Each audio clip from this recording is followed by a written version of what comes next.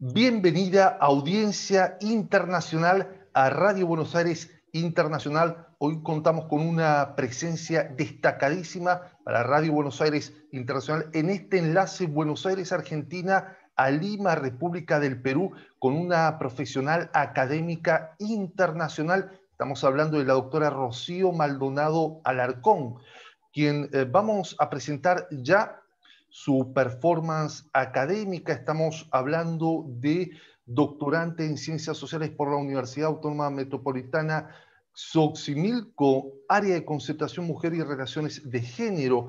Es magíster en población y desarrollo por la Facultad Latinoamericana de Ciencias Sociales, Flaxo, sede México. También es licenciada en Trabajo Social por la Universidad Nacional Mayor de San Marcos, Perú. Dictó clases en la Facultad de Ciencias Sociales y la Facultad de Derechos y Ciencias Políticas en esta casa de estudios. Asimismo, ha sido parte de comités editoriales. Ha participado también en diversos eventos, por supuesto, académicos, como el Congreso Mujeres en las Américas, en la Universidad de Aix-Marseille, en Aix-en-Provence, Francia, en el año 2013. Participó también en la Colonia Summer School, en la Memory Culture 2015, sobre políticas de memoria en sociedades post-conflicto en Sur Global Köln University, Alemania. Sus áreas de investigación son, por supuesto, la migración internacional, género e identidades, mercados de trabajo globales y cadenas de cuidado y participación de las mujeres en las guerras. Por supuesto, ya la audiencia cuenta con un nivel muy importante en la carga académica de esta profesional. Gracias, doctora Rocío Maldonado, por conceder esta entrevista a Radio Buenos Aires Internacional. Gracias a ti, Roberto, por la invitación. Me siento muy honrada de poder conversar, compartir contigo algunas ideas, opiniones, percepciones, ¿no? Sentimientos de lo que está sucediendo o lo que acaba de suceder en mi país o lo que constantemente vive América Latina en general, convulsión tras convulsión, tratando de no morir, digamos, como países, ¿no? Bien, allí entonces en primera plana te invito a comenzar por el último gran suceso en una semana. 3 presidentes. Martín Vizcarra es mocionado por vacancia, incapacidad moral. Luego asume el presidente del Congreso, Manuel Merino. Ya había tenido allí un ida y vuelta con las Fuerzas Armadas, renuncia y asume Francisco Sagasti. ¿Cómo interpretar, Rocío, esta secuencia de esta figura tan especial que da por seguro a una interpretación muy amplia como es el tipo de vacancia, y en este caso por incapacidad moral? Uno puede pensar que da un margen muy amplio para una eventual arbitrariedad, y luego la asunción de Merino tras la última, Francisco Sagasti. ¿Cómo podemos interpretar esta secuencia, Rocío? Bueno, en realidad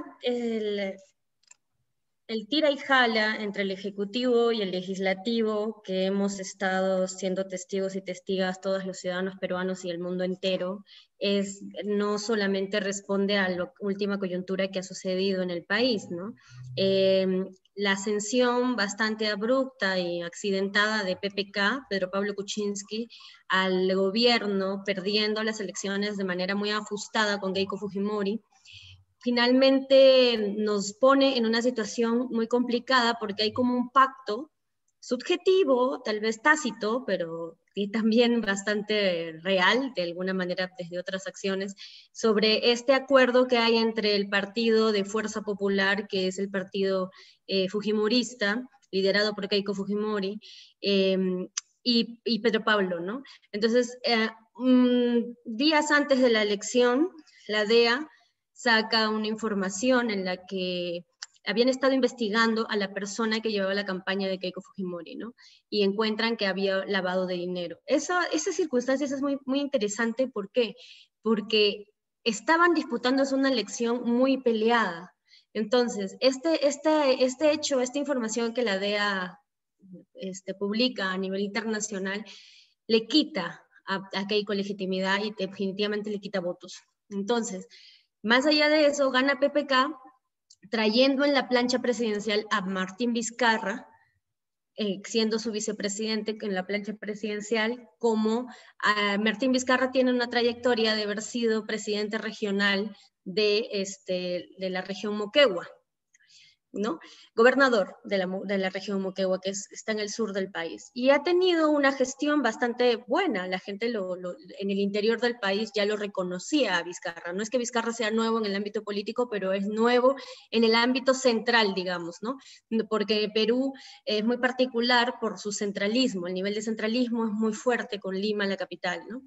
Entonces, eso por una parte, porque gana PPK como muy reñido, pacta con muchos de los partidos, y uno de los pactos es indultar a Fujimori. Entonces, entra el gobierno, indulta a Fujimori, cosa que el país mismo ya estaba bastante afectado por eso, porque además lo hace en vísperas de la Navidad, ¿no? La gente se manifestó, pero también como que fue un proceso complejo. Ya venía trayendo PPK, como todos los presidentes del Perú, desde Alberto Fujimori en adelante, procesos, ¿no? Sí, procesos de investigación. PPK se le acusa de tener una empresa que funciona en Estados Unidos y que ha recibido fondos de Odebrecht y de otras constructoras, ¿no? Pero esa carta que se tenía hace mucho tiempo, que ya se sabía, porque además PPK ha sido ministro, ha estado en la vida política muchos años, la usan en el momento que quieren usarla. Esa elección se gana, pero Keiko pierde, el partido fujimorista pierde, pero gana 72 curules en el Congreso. Gana mayoría parlamentaria. Entonces, desde ese momento comienza a haber un tira y jala muy fuerte y muy complejo entre el legislativo y el ejecutivo. Comienzan a debatirse temas muy fundamentales que tienen que ver con la reforma de la ley universitaria, con la reforma al sistema electoral, y ellos no quieren hacer esas reformas. Vacan a PPK por incapacidad moral, utilizan esta figura que existe en la Constitución Política, porque el primer ministro, son 18 ministerios y la presidencia del Consejo de Ministros, debe de ir al Congreso a que el Congreso le dé un voto de confianza al gabinete. Entonces, en ese juego está que han pasado muchísimos premier buscando el voto de confianza en un Congreso que lo único que quería era desestabilizar. Hubo un periodo que cambiaron 5 o 6 veces de ministro de Educación porque se estaba debatiendo el tema de la educación sexual integral y reformas que son importantes para nuestros países, ¿no? Entonces, este tira y jala hizo que, bueno, PPK saliera del juego, le empiezan ya el proceso de hacerle la investigación más clara, y sube de manera sorpresiva Martín Vizcarra. Hasta ese momento no era una persona muy importante, digamos, en ese escenario donde muchos de los personajes políticos peruanos son pues así como los conocidísimos, ¿no? Un poco los apristas, un poco los fujimoristas, un poco los conservadores por aquí, por allá, ¿no? O los de los nuevos partidos que están surgiendo.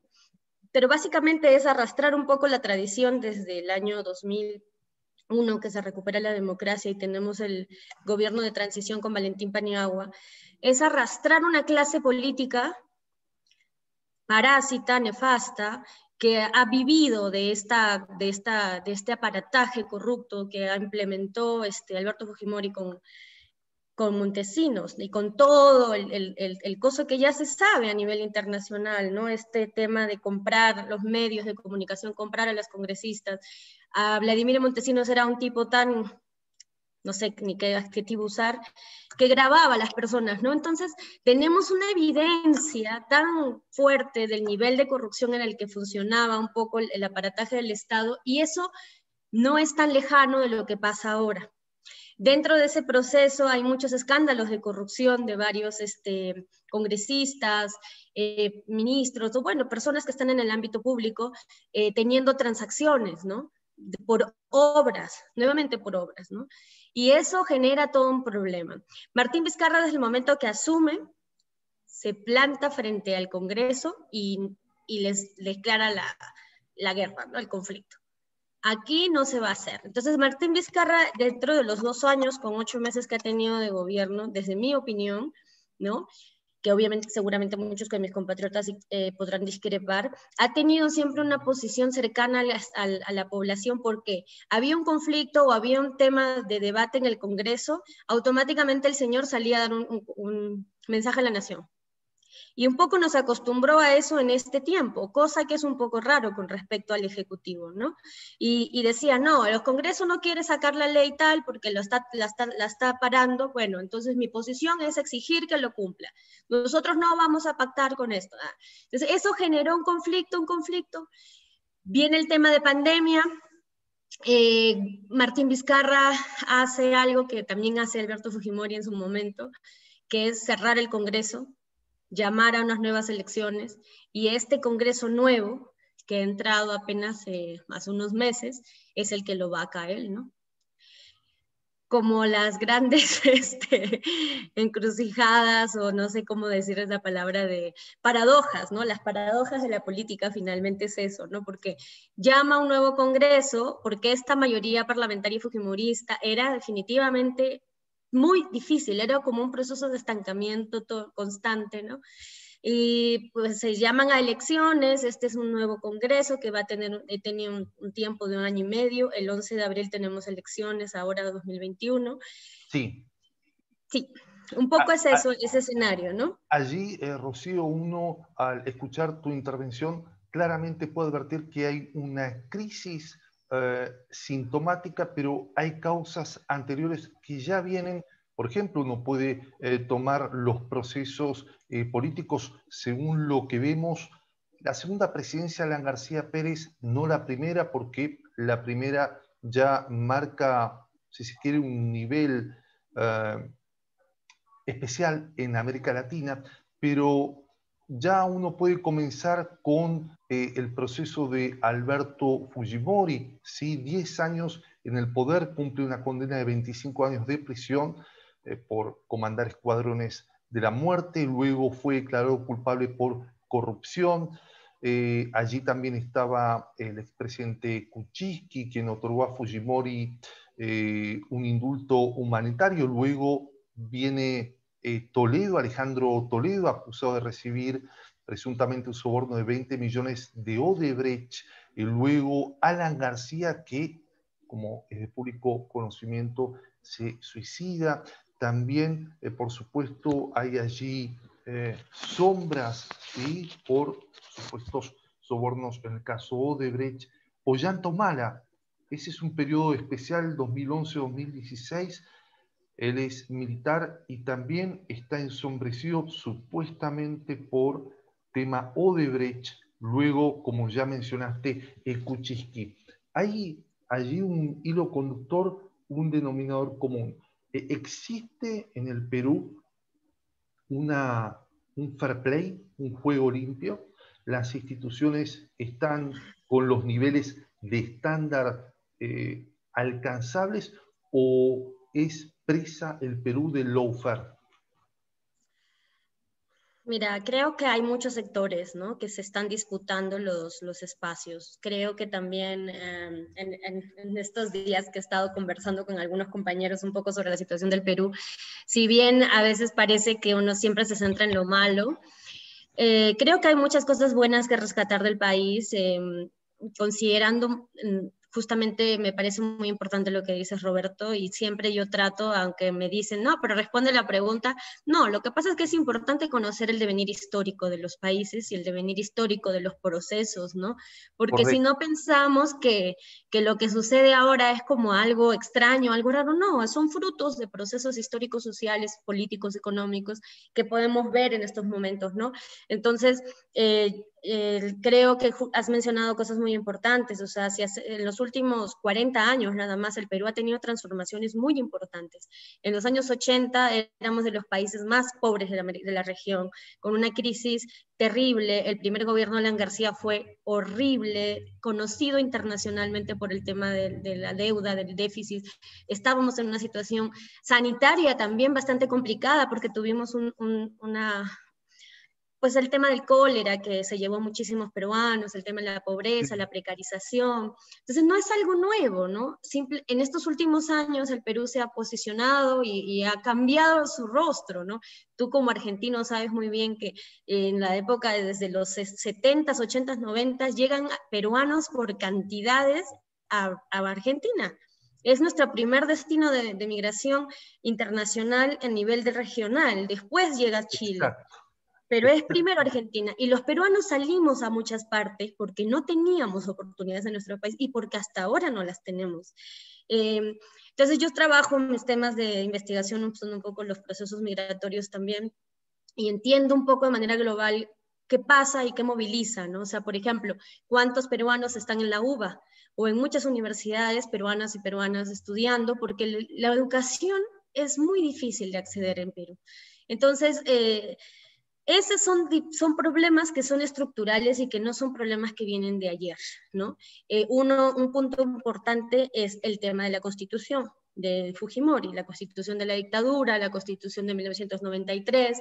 El régimen fujimorista fue tan hábil y tan maquiavélico, ¿no? De presentarle a la población, de presentarnos a todos como un salvador, y en el Perú hay una proporción importante de la población que cree que Fujimori nos salvó del terrorismo, y tuvo una campaña un aparato, ¿no? Ideológico, discursivo, material, que ha hecho creer a la gente que el Fujimorismo los ha salvado. Y Keiko Fujimori vive y se alimenta de ese imaginario que ha sostenido su padre y todo el aparataje fujimorista.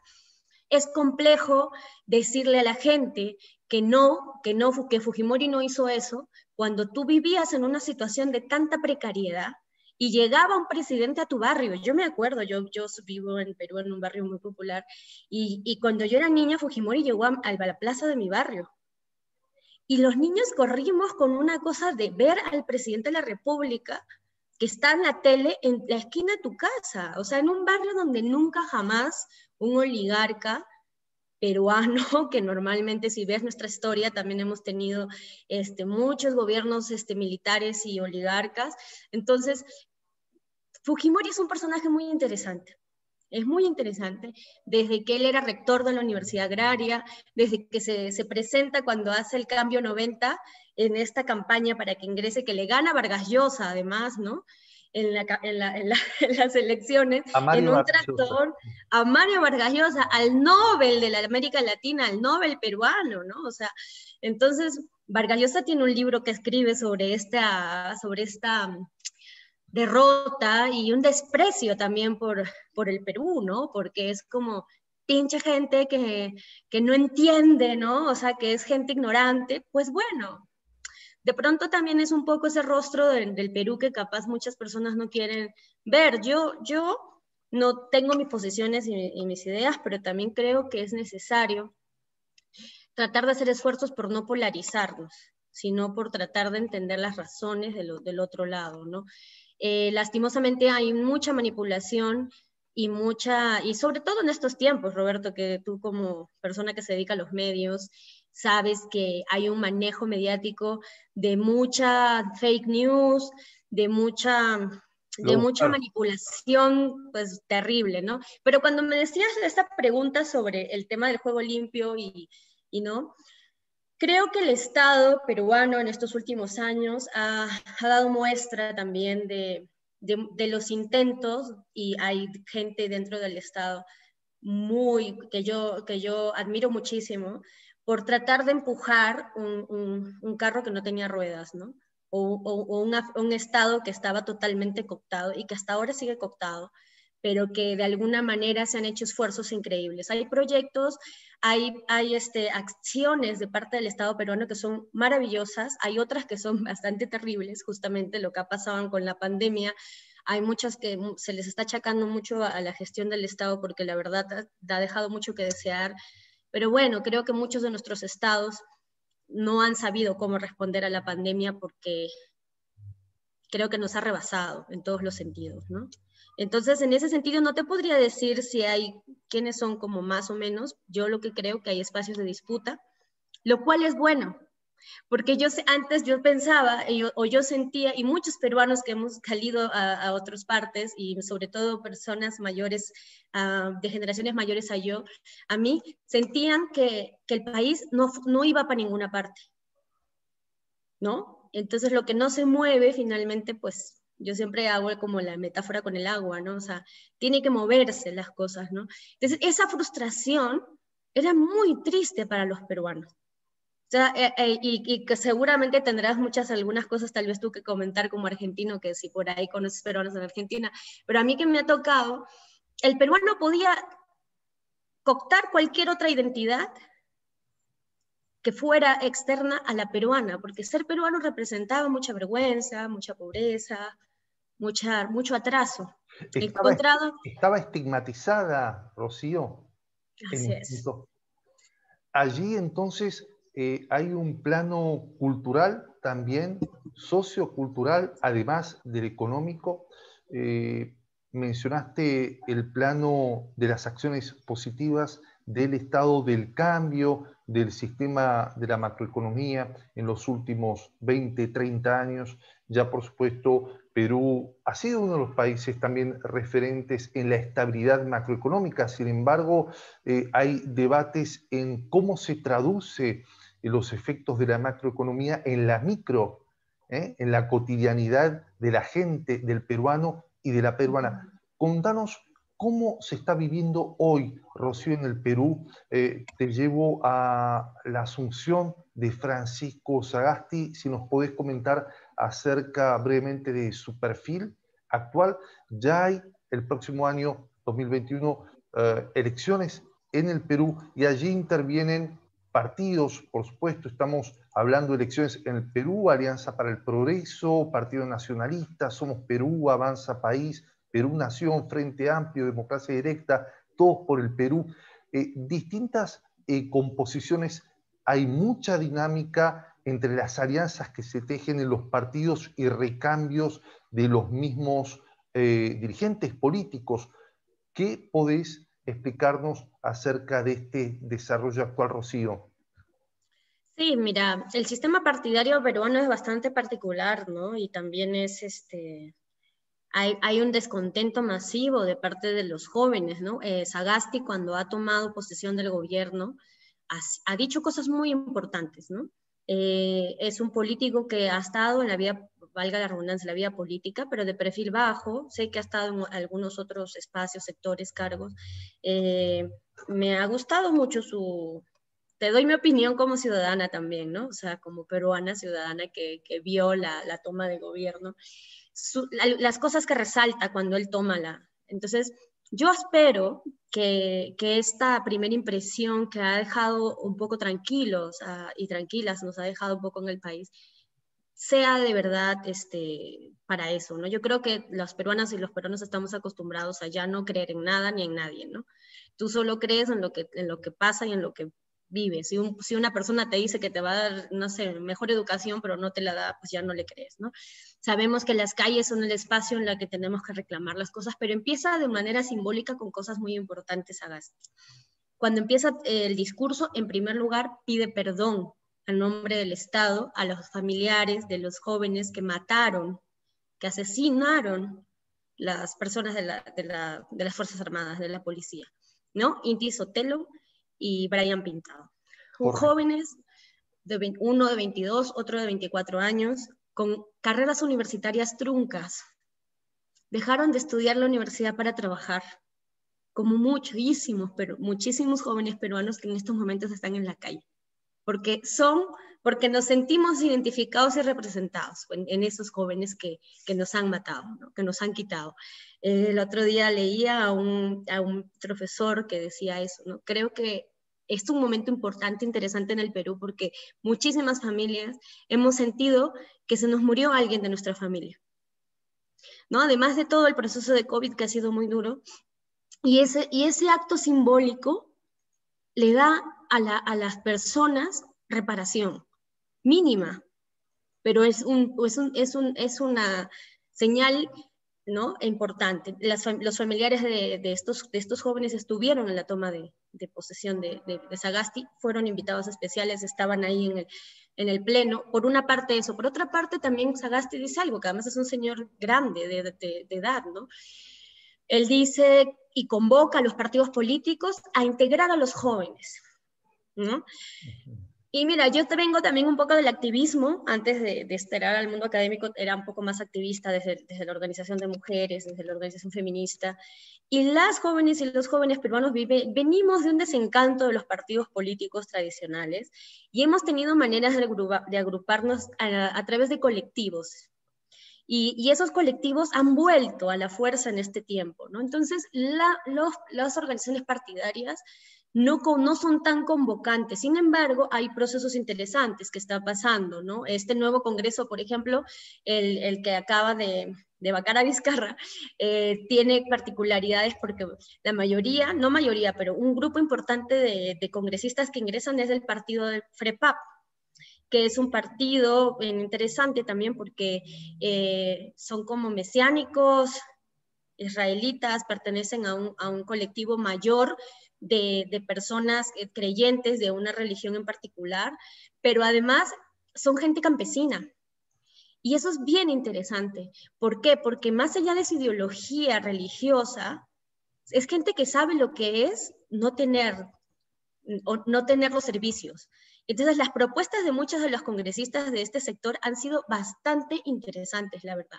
Entonces, también como que te va moviendo un poco, Sagasti por su lado, él pertenece al Partido Morado, que es un partido nuevo que curiosamente en la elección pasada le quitaron la inscripción electoral días antes de que fuera la votación, ¿no? Le En el Perú quitaron pasan la inscripción registral al Partido Morado. En el Perú pasan cosas bien particulares. En la anterior elección, el APRA, que es un partido tradicional, que además es de Alan García, ¿no? Y que ha venido en baja, en picada, ponte. La ley decía que si no pasabas la valla electoral del 4% de votantes, perdías. De pronto, el APRA saca 3, y la valla se bajó para que el APRA pasara. Pasan ese tipo de cosas cuando la ley se acomoda un poco a las necesidades de la gente que tiene poder, ¿no? Entonces, sí, el Partido Morado no puede candidatear para la presidencia en la anterior, pero pues entonces sí candidateó en esta vez en el Congreso y tiene varios congresistas que son de un sector bien interesante también, porque es un sector como de clase media alta, y tiene perfiles distintos. He estado siguiendo por ahí algunos perfiles, la verdad no es que sea mi campo tampoco el tema del análisis parlamentario, pero me ha llamado mucho la atención. Creo que también es una manera distinta de ver el rostro del nuevo Parlamento. Yo tengo mucha preocupación siempre respecto a los procesos electorales, Roberto. Supongo que también te debe pasar eso un poco en Argentina. Sí. Los representantes de nuestros países o las personas que llegan al Parlamento a veces uno no sabe, no Ahora, sé. Rocío, en particular, es unicameral el sistema legislativo peruano, tiene 130 escaños, 130 curules, y allí la mayoría posee la fuerza del expresidente Alberto Fujimori, ¿no? Actualmente en estribos de Keiko Fujimori. Ahí es donde lógicamente se producen las tensiones de las fuerzas, las fricciones entre los partidos y los candidatos. También surgió y me llamó la atención, quería preguntarte, escuché una entrevista y lo vi al expresidente Ollanta Humala Tasso, quien hizo referencias también y negó todas las acusaciones, habló prácticamente de un lawfare, ¿sí?, de una persecución contra él. Ahora, en esos 5 años, él dice que pudo avanzar con todas las limitaciones, pero pudo avanzar en obra pública, en programas de educación. Y la pregunta es, ¿existen obstáculos de parte del establishment o de ciertos sectores para no implementar políticas públicas? ¿Cómo se puede avisorar justamente esa situación, Rocío? Ay, querido Roberto, eso es un tema que definitivamente a uno le toca las fibras, porque, por ejemplo, Ollantaytamala, la verdad es que tuvo un gobierno bastante, avanzó muchas cosas, yo no lo puedo negar en términos de gestión. Implementó una beca que se llama la beca Presidente de la República, que ahora Sagasti le acaba de cambiar el nombre a beca Generación Bicentenario, ¿no? Que es una beca que se ha implementado desde su gestión hasta ahora para personas que quieran estudiar en el extranjero, por ejemplo. Eso no había. Yo vine a estudiar a México en el 2010 y cuando tú has querido hacer algo en el Perú ha sido muy desde lo que tú podías o tenías, ¿no? Algo que ha generado que muchas jóvenes y mujeres y hombres hayan salido del país a estudiar fuera, que el Estado te haya dado una beca para nosotros los peruanos, eso es rarísimo. O sea, CONICET, nosotros no tenemos CONICET. Tenemos un CONCITET ahí embrionario que ahí tiene sus cosas, pero al menos ya lo tenemos ahora, gracias a la reforma de la ley universitaria.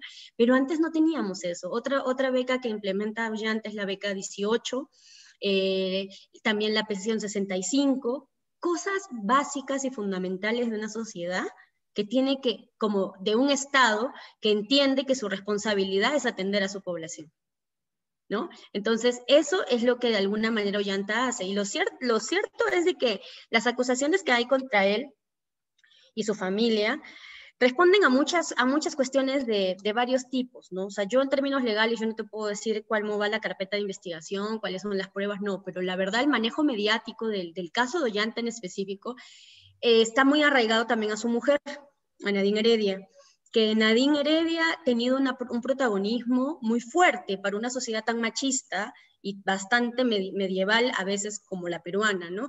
Entonces, Nadine Heredia era una mujer súper protagónica, era presidenta del Congreso, del Partido Nacionalista, además de que su esposo llegó. Entonces, todos los medios comenzaron a atacarla porque decían que ella era la que gobernaba y los peruanos no habían votado por ella, habían votado por el esposo, entonces que no estaban de acuerdo que la mujer tuviera la intervención que tenía, ¿no? Finalmente le han encontrado una agenda donde la agenda tiene apuntes, donde dice, por ejemplo, no sé, pues 60.000 a tal. Y esas son las pruebas para poder meter en la cárcel, porque además están en la cárcel en estos momentos Nadine Heredia y Ollantaytamala. Además, allá de eso, Ollantaytamala, pues sí, ha sido militar, pero tanto Ollantaytamala como Nadine son de la provincia, son de la clase alta cusqueña, ¿no? De la clase intelectual cusqueña. El Cusco. Y del Cusco, Nadine, bueno, o sus hijos están estudiando en los colegios franceses, vienen como de una élite provinciana, ¿no?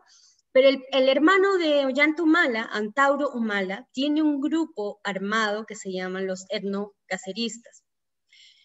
Y hubo un hecho que se llamaba el Andahuaylazo, donde hubo un proceso hubo un acto violento, ¿no? De enfrentamiento, de armas, algo así. No tengo tanto el detalle, pero ese hecho ha marcado a los Ollanta en toda su vida política, ¿no? Fracturó esa hermandad entre Antauro y entre Ollanta Humala. También ahí la intervención del padre, Isaac Humala, por supuesto, que marca toda una división y una fricción nuevamente entre el concepto político del nacionalismo, de las tácticas, las estrategias políticas. Lo cierto es que Humala Tasso llega a la presidencia y solo se sostiene 5 años con esa dificultad de el protagonismo de Nadine Heredia y las ambiciones presidenciales de Lima. ¿Es un país muy centralista o federal el Perú, Rocío? No, ¿Todo pasa por Lima? Sí, justamente una de las políticas que también trató de implementar la gestión humanista fue el proceso de descentralización, ¿no? No ha tenido una continuidad como se hubiera esperado, pero el Perú, yo pienso que de todos los países latinoamericanos debe ser de los más centralistas que hay, capaz con Chile, porque tiene a Santiago en el centro y así, pero a nivel de desarrollo económico, a nivel de desarrollo cultural, a nivel de todo, o sea, sales de Lima y no tienes más. O sea, pues, obvio, tienes playas por una parte, playas por otra parte, tienes el Cusco, Machu Picchu, la gente va a turistear, tienes Arequipa, que sí, siempre ha sido una de las ciudades más importantes, ¿no? Pero el protagonismo, por ejemplo, en términos académicos de la San Agustín de Arequipa, con la Universidad Nacional Mayor de San Marcos, o con sobre todo las universidades privadas, que son las que lideran todo el desarrollo académico en el país, llámese Pontificia Universidad Católica, Universidad del Pacífico, que obviamente un peruano promedio no puede acceder a eso. O sea, un peruano ganando 1.200 soles o 1.000 soles al mes, manteniendo una familia, no puede pagar mensualidades de 800, 900 soles al mes para poder mandar a sus hijos a la escuela, ¿no? A pesar de eso, las familias peruanas han hecho esfuerzos alucinantes para poder mandar a sus hijos a universidades bamba, como decimos en el Perú, truchas, como dicen en Argentina, estafadoras, ¿no? Que ha permitido eso, este sistema. Entonces, cuando viene la reforma de ley universitaria, hace un momento me preguntaba sobre el tema de si existen ciertos poderes que están un poco en contra de las reformas, y por supuesto que sí, y uno de estos, y una gran disputa, es el tema educativo a nivel superior. ¿Por qué? Porque las universidades se vuelven un negocio. Dueños de las universidades son los congresistas. Los congresistas que están vacando a Vizcarra por incapacidad moral, 65 de este Congreso tienen procesos activos de investigación por estafa, por colusión, por corrupción. Es interesante que una persona que tenga procesos de investigación vote por una vacancia por incapacidad moral, ¿no? Así es un poco lo que pasa en el Perú. Una de las reformas importantes ha sido y se ha querido impulsar que los candidatos a congresistas no tengan procesos.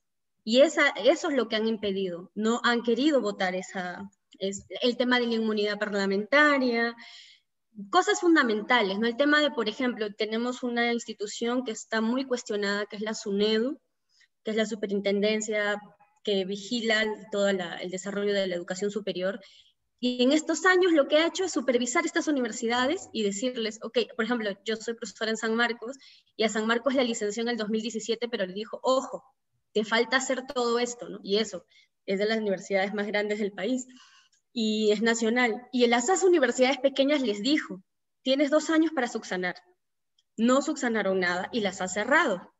Definitivamente hay jóvenes y familias que se ven afectadas por eso, pero se ven mucho más afectadas cuando tienes un título de enfermería, de doctor, de derecho, de la carrera que tú quieras, que no tiene valor, pero ni ahí ni en ninguna parte. Entonces, a esa persona que ha vivido durante tantos años lucrando de esa gente, es muy difícil ahora decirle, no, no lo vas a hacer así. Entonces, por eso hay tanta disputa, y ha sido bien interesante porque en esta coyuntura son muchas cosas despreciables que creo que general, ¿cómo decirlo? Como mayoritariamente la gente ha podido identificar. Antero Flores Arauz, que era el premier que presentó Merino mismo es un señor que no ha terminado la carrera. Yo creo que no terminar una carrera no te hace mejor ni peor que alguien, no, un título no te da más que nadie, no, pero creo que en un proceso de pedirle a la gente, a los jóvenes, que estudien, que tengan un título, que tú como presidente de la República ni siquiera lo tengas, es como darle un golpe en la espalda, ¿no? Antero Flores Arauz tiene doctor honoris causa por las universidades que no están licenciadas, ¿no? Entre ellos se dan los honoris causa, ¿no? Entre los amigos se dan honoris causa y todos son doctores y todos son magísters por sus títulos de esas mismas universidades. Entonces, esa mafia, porque es una mafia que ha estado cooptando al ámbito del Congreso y también al Poder Judicial, porque este tipo de cosas no saldrían si no saldrían de la manera legal, con lo que permite la legalidad. Creo que los peruanos que están en la calle en estos momentos, las familias peruanas, entendemos muy bien esto. O sea, yo no te estoy diciendo esto porque yo haya estudiado ciencias sociales, bueno, seguramente también, pero porque créeme que puedes salir a las calles en Perú, conversar con la señora en la esquina, y están hartos, La ya no quieren participación, más. la participación, Rocío, electoral es bajísima. Cerca de un 50-60% de los peruanos muestra apatía a los procesos electorales y evidentemente allí también se da otra situación porque la participación en el voto efectivo es muy baja y este Pero, también es un pero el problema voto, importante. sí, pero el acto en Perú, perdón, ir a votar es obligatorio. Sí, exactamente. Ahí, digamos, hay una secuencia a analizar porque la apatía proviene de quizás lo que bien hiciste referencia vos, de ver falta de respuestas ante las demandas sociales y de no observar respuestas o eficacia, ¿sí? Eficacia puntual en resolución de demandas, ¿sí? En las tomas decisorias de la clase dirigente o de los políticos puntualmente, que son los ejecutivos, los servidores públicos que vehiculizan y canalizan las protestas y las demandas de la sociedad. Para eso están puntualmente los políticos. Ahora, uno analiza entonces de esta secuencia de Francisco Sagasti hacia el 2021 y por una parte uno se pregunta, ¿volverá a haber otro presidente muy pronto? ¿Se sostiene hasta el 2021? ¿Y quiénes son los perfiles del 2021? También allí circulaba un nombre puntualmente, George Forsyth, ¿sí? Forsyth, eso sí, sí, sí, Forsyth, sí. digo, circulan nombres, circulan también propuestas de cambio estructurales para el Perú. En realidad yo no lo veo así, no creo que hayan cambios estructurales como tal. Pero antes de que pase a decirte esto, cuando estabas comentando el tema de lo de la participación electoral, en Sí, el Perú el voto es obligatorio, ¿no? En primer sí, lugar, si no votas, te pagas una multa. Y cuando tú quieres sacar tus recibos por honorarios o estar en el sistema de Hacienda, no lo puedes hacer si no pagas la multa y así. Yo he tenido que pagar, por ejemplo, varias multas porque... Pero hay un tema en realidad detrás de eso que tiene que ver con la administración de la planilla electoral. ¿Por qué? Porque en el Perú, por más de que haya mucha gente que viva en Lima, casi el 40% de la población total del país vive en Lima, en la capital, pero el DNI de las personas sigue manteniendo la dirección de las provincias en las que vivían. Entonces, el claro. padrón electoral sale con esa información. No puedo hablar de porcentajes sobre eso, supongo que habrá un 10-15% de esos casos, pero entonces, si tú sigues un poco las noticias del Perú, cuando pasan las elecciones, se dan los días libres del fin de semana. Todo el fin de semana se da como de asueto y los pasajes interprovinciales se triplican o se cuatriplican porque la gente aprovecha ir a votar a sus pueblos para visitar a sus familias.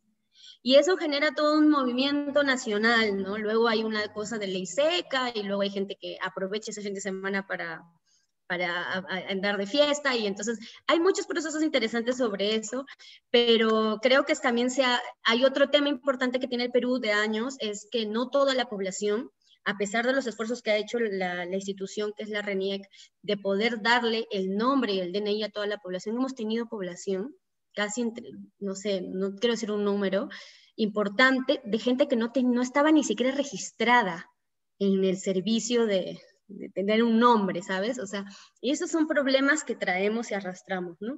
Entonces eso tiene que ver con el centralismo, con la manera como opera o funciona el país en esta división tan grande de lo rural y lo urbano, ¿no? Pero me estabas preguntando sobre el escenario de las elecciones, ¿no? Sí, Del así es, estamos 2000. hablando Ajá. sobre justamente, Rocío, estamos hablando con la doctora Rocío Maldonado Alarcón y justamente las temáticas lleva un punto al otro, seguramente Rocío es apasionante, las temáticas están entrelazadas y entrecruzadas porque todo está relacionado con todo en un punto, lo político, institucional, el marco sanitario, las relaciones sociales, los flujos migratorios.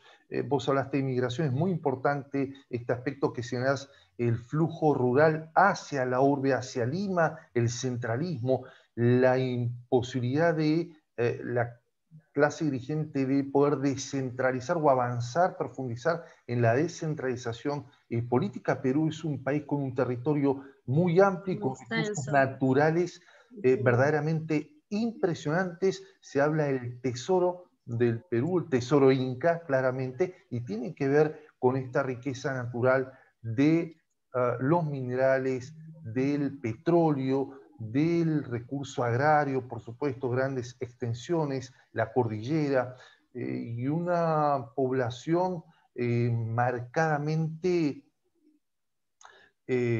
rural con expectativas, como toda comunidad, de querer y de tener el derecho a la mejor calidad de vida, ¿no? Así lo consagran las convenciones internacionales. Entonces, la pregunta un poco era esta: ¿se avisora, es decir, en alguno de los dirigentes o algunas de las dirigentes, alguien con plataformas de ciertos cambios estructurales, o es más de lo mismo?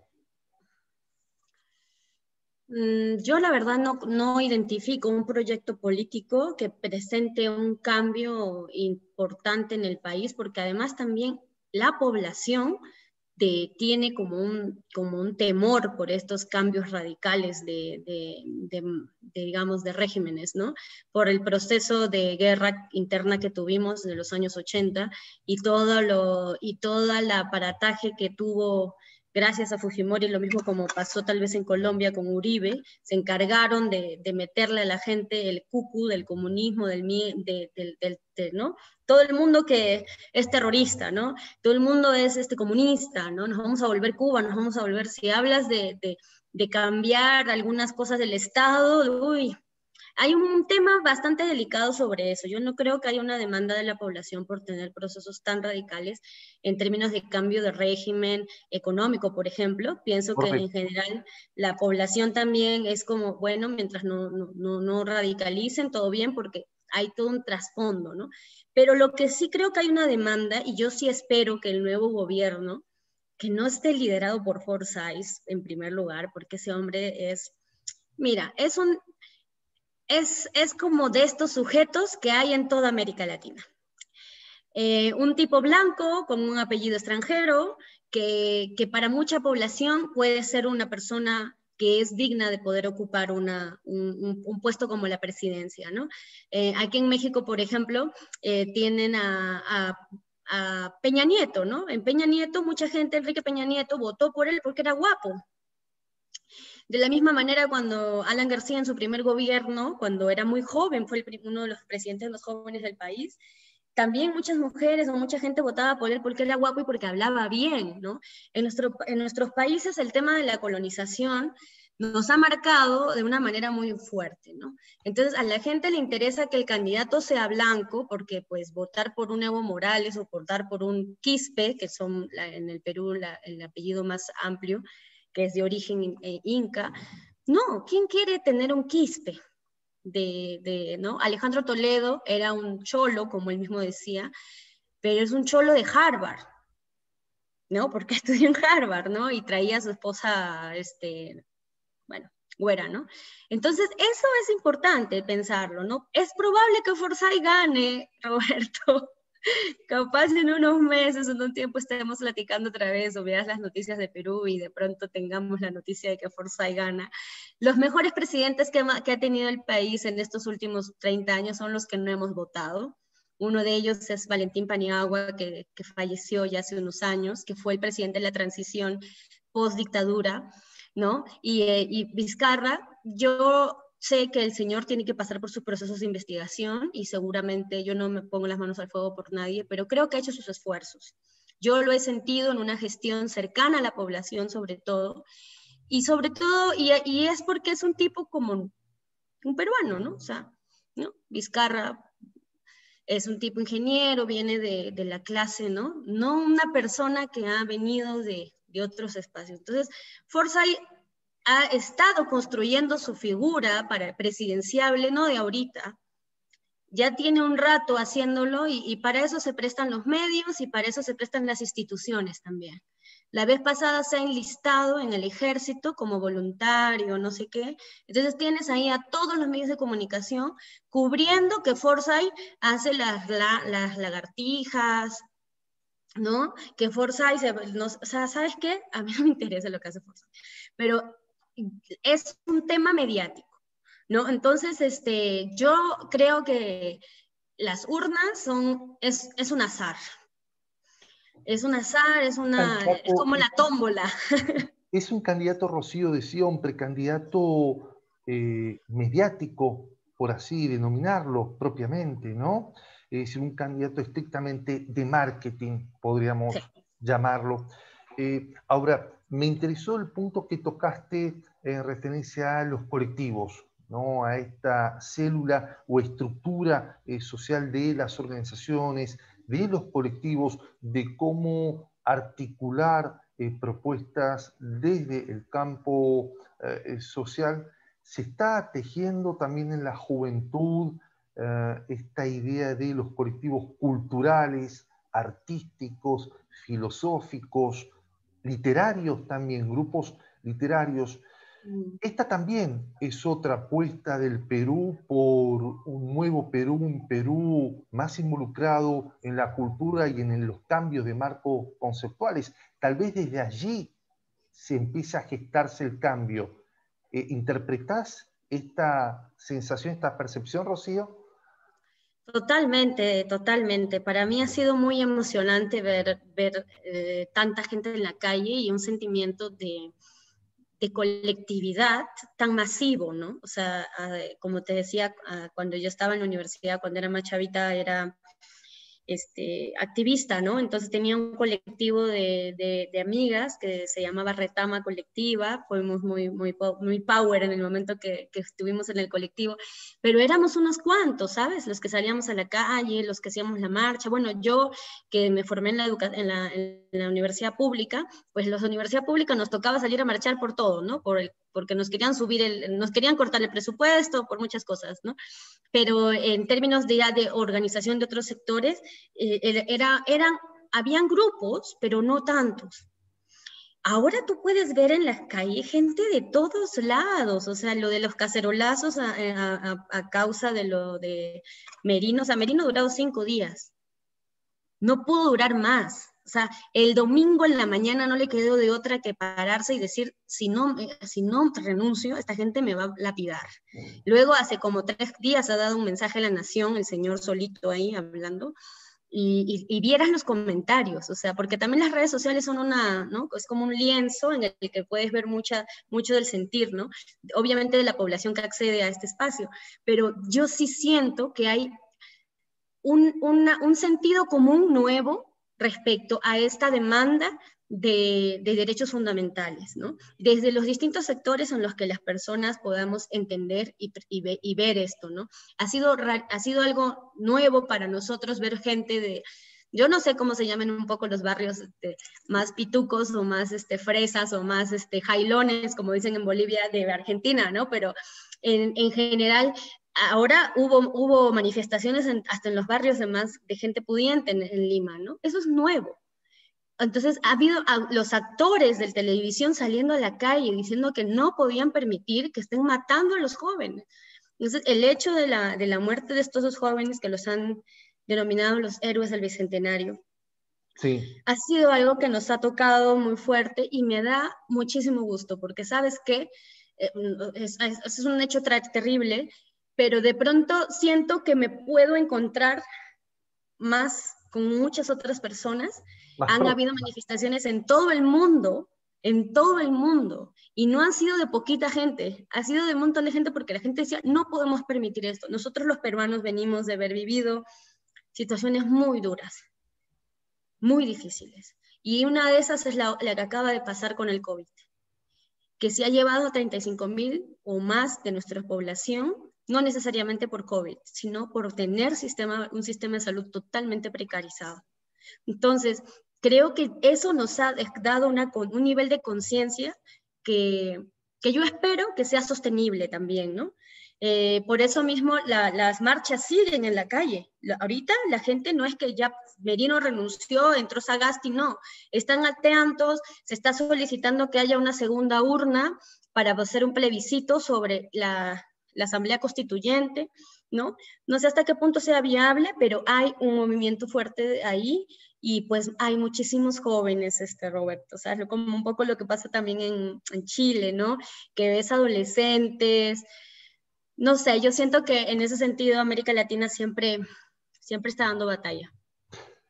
Siempre está dando batalla. Por último, y antes de la última pregunta, agradecerle a la doctora esta conexión, Rocío Maldonado Alarcón, por supuesto, de Lima, Perú, con toda la información, el análisis y la reflexión de una joven talentosa, con conocimientos en otras temáticas. Lo hemos visto en su performance académica, en su currículum.